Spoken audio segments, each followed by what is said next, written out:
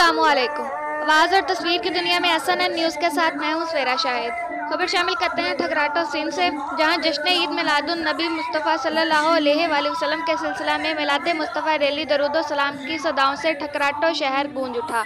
हमारे नुमाइंदे गौस बख्श महक की रिपोर्ट के मुताबिक हर साल की तरह जामिया मस्जिद से मोटरसाइकिल रैली सुन्नी तहरीक के ज़ेर एहतमाम निकाली गई।